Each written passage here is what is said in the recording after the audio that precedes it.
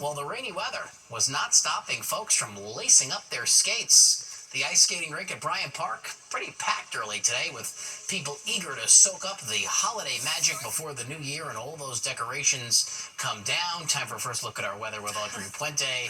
It was, I guess, cold enough yesterday, but starting to warm up now, Audrey. It is, and a lot of those skaters had their jackets open. It looked like pretty comfortable weather to be out there ice skating.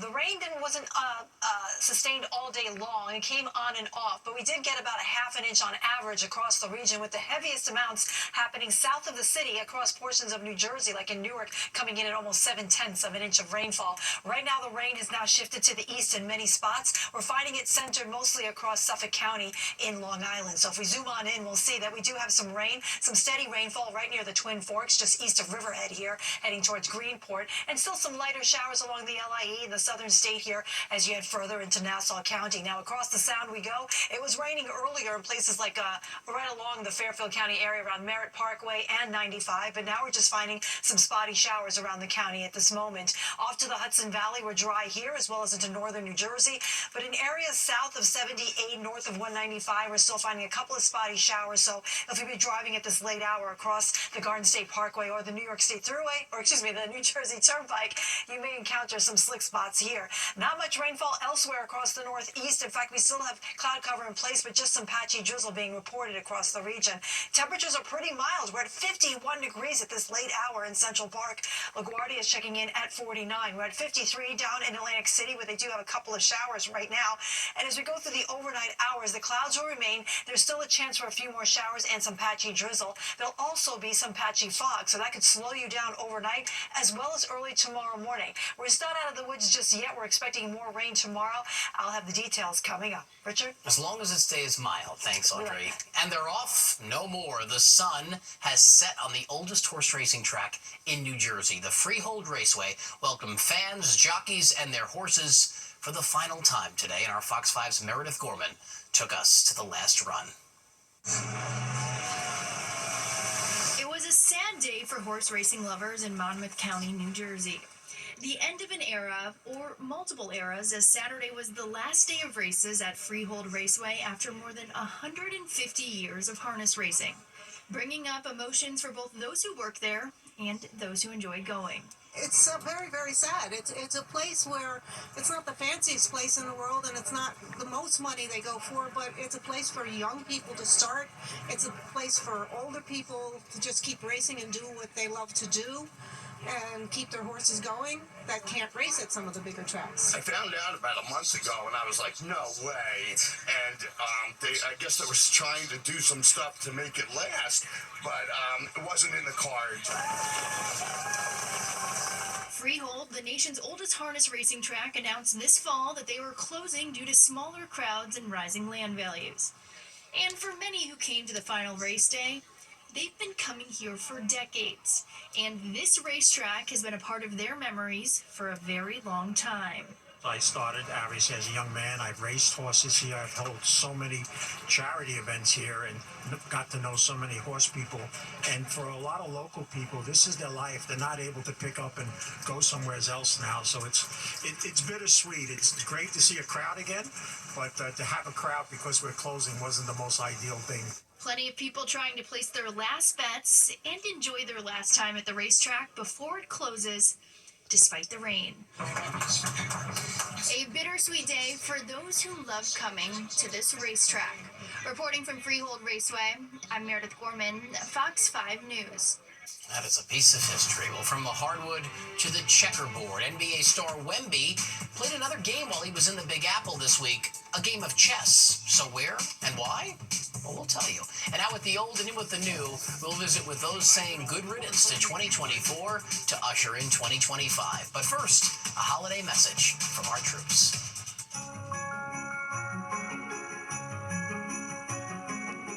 Hi, my name is Lieutenant Eggleston. I'm from New York City, New York, Harlem, and I just want to say happy holidays to my family in the Bronx. Happy holidays!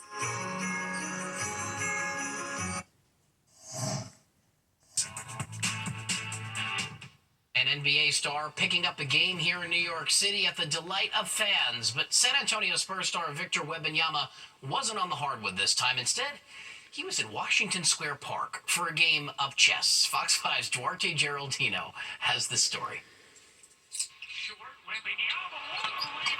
After beating the Nets at Barclays Center, San Antonio Spurs center Victor Wembanyama took to X looking for his next challenge. He posted, "What are the best spots to play chess in NYC?" That's how he ended up at Washington Square Park on Saturday morning in the rain, playing chess with strangers surrounded by fans. The 7'3" star is a force on the basketball court, but on this soggy chessboard, he took a few losses. Wemby told onlookers he's been into chess since he was a kid. How big of a star is he? Wemby was the #1 pick in the 2023 NBA draft and signed a 4-year contract worth more than $55 million. And yet, there he was, trying to protect his king in Washington Square Park in the rain. That was Duarte Geraldino reporting, and what a way to ring in the new year. There was one lone winning ticket at last night's $1.2 billion Mega Millions drawing.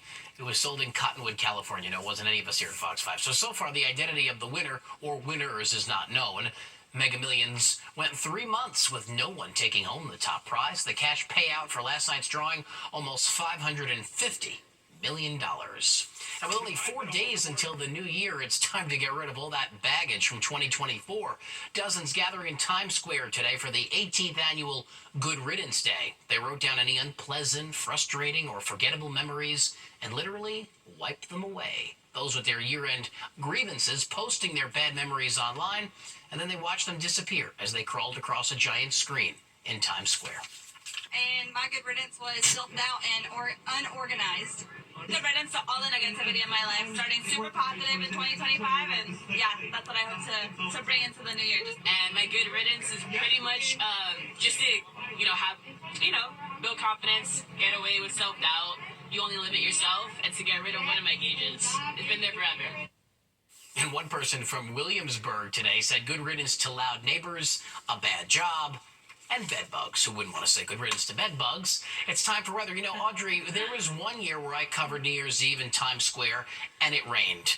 And this may be another possibility this year. That is true, unfortunately, Richard. We're going to be keeping a close eye on the forecast over the next several days as we get closer to the new year. Hopefully, we can push that rain a little later after the midnight hour. Let's talk about today. Yes, it was a soggy day, but it was a mild one with our high of 54 degrees recorded in Central Park. This morning's low was 30, and our average high is about 41, so we were well above that. The record high in the state, 65. That was set back in 1982. So we do still have a soggy setup, not just for tonight, but also as we go into our Sunday here. Patchy fog will be developing late this evening, and it will linger into the first part of tomorrow. So if you have any travel plans or plan to be driving, be aware that fog could slow you down on some of the roadways here. Our temperatures will remain above average for the next several days, and as Richard and I just mentioned, there could be a wet start to 2025. Right now, it's still wet across parts of the region, really out on Long Island and parts of New Jersey are experiencing rainfall. We're dry in many other areas, although there is the potential for some patchy drizzle. Temperatures are pretty nice, 49 right now in Islip, it's 44 in Bridgeport. We're finding upper 30s in places like Monticello, Poughkeepsie, and Sussex. All of these temperatures are much milder than they were at this time last night, and our winds relatively light. But what's important to note is the wind direction. It's coming from the south, ushering in some milder temperatures. It'll be shifting to the southwest and then eventually the west, again pumping in the warmer weather that's situated to our southwest, moving it right here into the northeast. Here's a look at the radar, and we can see the rain is kind of shifting eastward here. We're kind of getting some breaks in the clouds up to the north, but overall I'm going to leave in this damp feeling overnight, as well as the potential for some patchy drizzle. I don't think we'll see a steady rainfall overnight, but it will be slick on some of the roadways if you're planning to head out in the late hours here. Some breaks in the clouds being found off to the west, but our focus is really on this system that's really glaring here on the map. It runs from, let's say, southern portions of the Ohio Valley all the way down towards the Gulf Coast region. I've been watching this over the last several hours. There's been a tornado outbreak across the state of Mississippi here. This nasty line of storms is working eastward here, pushing into Alabama tonight, and we're going to hear more about this over the next, let's say, day or two as we hear about the results of the damage of this severe weather outbreak that's happening in the Deep South tonight. Now, this same system will be heading in our direction, although it will diminish in intensity before it makes its impact here late tomorrow overnight. So tonight we're dropping down to about 41 in the city, if that, because I think temperatures are going to stay pretty much in the middle to upper 40s across much of the region. Tomorrow's highs will be above average yet again. We're going with a high of about 57 in Central Park. Lots of clouds will be in place. There may be times where you could see some brightening in the sky, but overall I think the clouds will win out. There will be the chance for a couple of showers. Watch out for patchy fog in the morning, and drizzle could also be a possibility, especially south and east of the city. As we get into the next several days, temperatures stay in the 50s as we round out 2025. We'll be back and forth with the chances of rain over the next several days. Not any day is going to be a complete washout. But as we head into the important midnight hour on Tuesday night, there is the potential for some rain. So if you do plan to be an outdoor reveler to usher in 2025, keep a close eye on the forecast to see if that may shift just a little bit by the time we get to midnight on Tuesday night. Richard? Oh, we hope it holds off. And speaking of that, Audrey, 2025 is just around the corner, and so are some new rules, from the controversial congestion pricing program to getting a break on rent. We have your look at the laws debuting in the new year.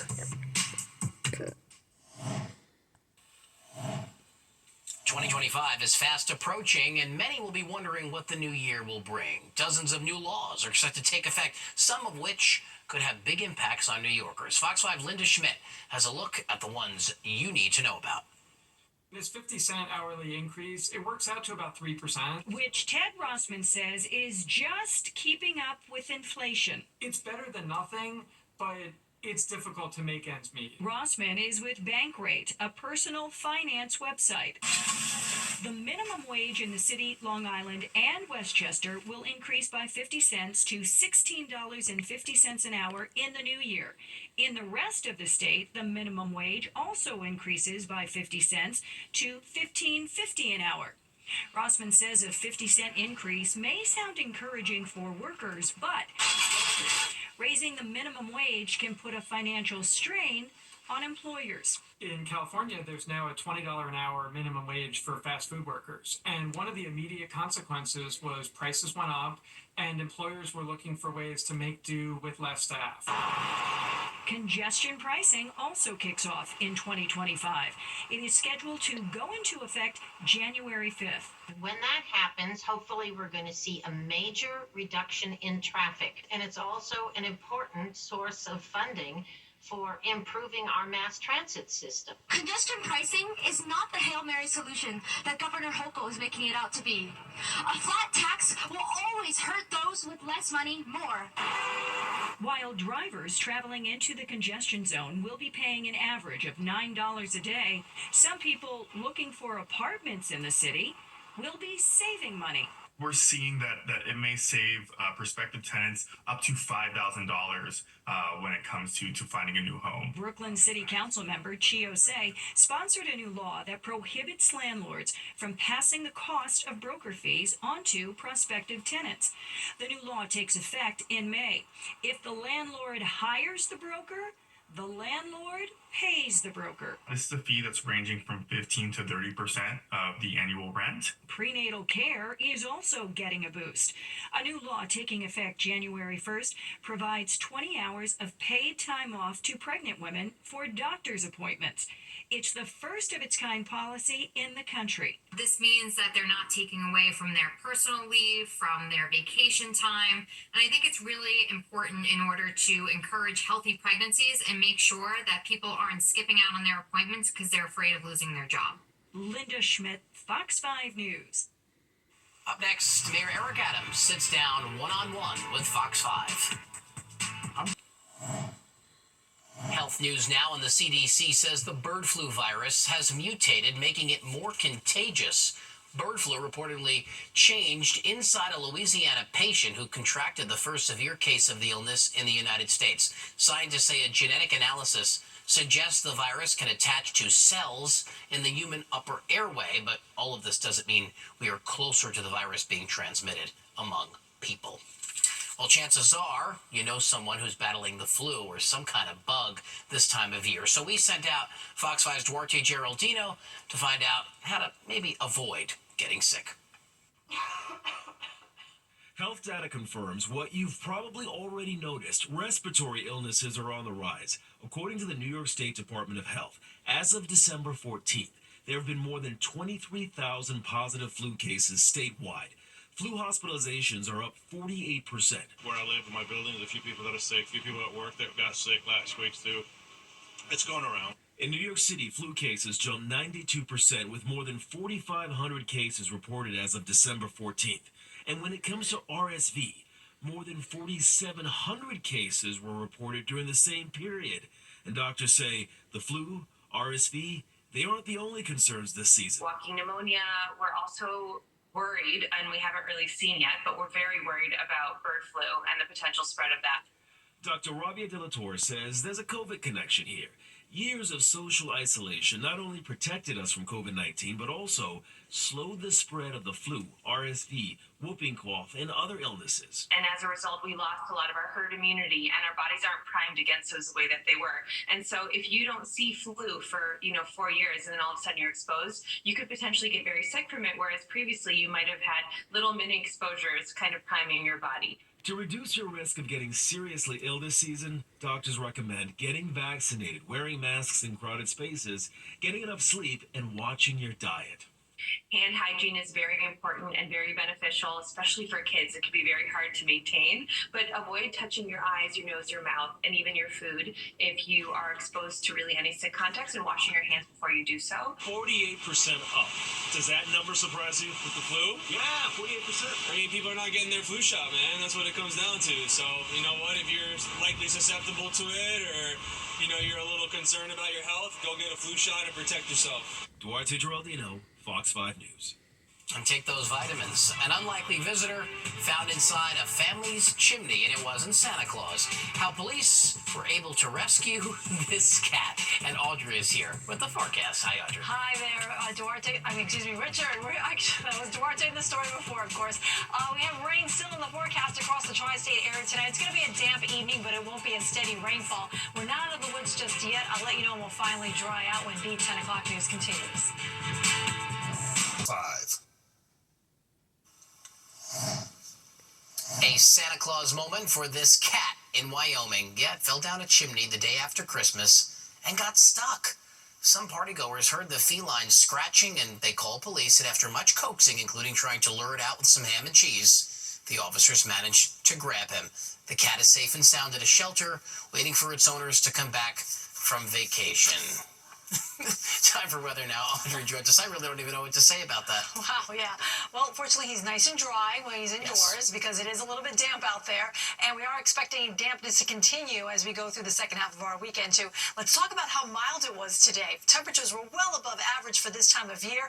We had highs in the 50s in Islip, as well as New York City, and even down the shore in Belmar. The Hudson Valley came in with highs in the mid-40s. 41 was the high number in Poughkeepsie. Right now, we have pretty decent readings. We're in the 30s to the north and west, but that's pretty nice considering we're in late December here. 44 is the current reading in Bridgeport, 45 in White Plains, is 49 in Islip, and we're at 50 degrees at this late hour in Belmar. Same temperature range is being found all across the northeast from New England, where readings are in the 40s, to about 41 in Allentown, 52 in Philadelphia, and 53 down towards Atlantic City. So we've had some rain come through the region. It's been relatively light, but it's been enough to make the roads a little slick and bring a dampness feel across the region. A lot of the rain is shifting eastward here across eastern Connecticut and eastern Long Island, but we're left with cloud cover across most of the region here with some breaks happening off to the north in the Hudson Valley. So look at the futurecast shows that I think overall the steady rainfall will move to the east, but I'm going to leave in the chance for a couple of showers overnight, as well as the chance for some patchy drizzle too. Fog will also be an issue overnight tonight into very early tomorrow.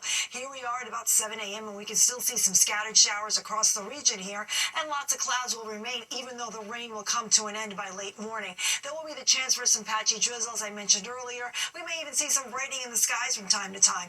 Another round of rain will come in late overnight tomorrow night after about midnight or so, and then we'll have a chance of rain for Monday morning's commute as well. And some of that rain will come steady and moderate at times here, but everything shifts offshore by late morning, and I think by lunchtime we're going to break into some sunshine. We'll have nice clearing skies as we go into Monday afternoon here. And then things are much quieter as we go into the next several days. It's not until late on Tuesday when we'll see our next chance of rain. And unfortunately, that's also New Year's Eve, where we do have the potential for having rain at the time of the ball drop. In the meantime, the rainfall that we're expecting for the rest of the evening into tomorrow and Monday morning will probably total up to about a half an inch on average across the region. So that's not a lot of rainfall, not a lot of heavy rain we're expecting here. So overnight, temperatures will stay steady, mostly in the upper 30s to low 40s across the region. Tomorrow's highs above normal once again. We're going to be in the middle to upper 50s with lots of clouds across the region and patchy drizzle with occasional showers from time to time. We'll have lingering rain on Monday morning. Then we'll break into some sunshine, which will warm us up to about 56 degrees. And then on Tuesday, we'll start off dry. Rain returns in the evening. It will be here for midnight, so be aware of that if you have any outdoor plans to celebrate the new year. But the first day of the new year, we'll start off with a midday shower, and then we stay above average with our temperatures in the 50s until the end of next week. We'll be back into the 30s. Richard, over to you. All right, thanks, Audrey. A picture is worth 1,000 words, but these videos speak for themselves. Unlikely visits from gators and bears to people taking down criminals. We're showing you the best caught-on-camera moments from 2024. Year after year, people are caught on camera doing good things, bad things, or just downright funny things. And 2024 was no exception. Garrett Tenney has all of our caught on camera highlights.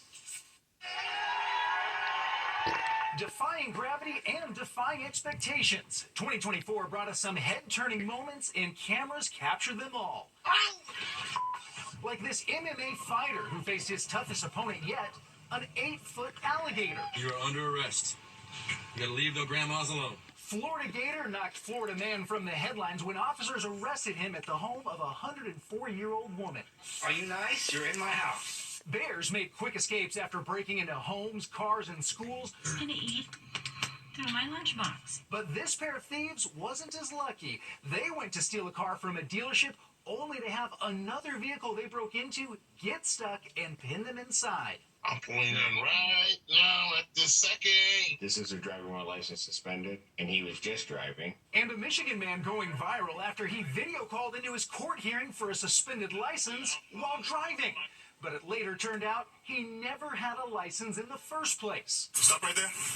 Stop. In New York, a Good Samaritan was quick on his feet as he took down a porch pirate who tried to make a run for it.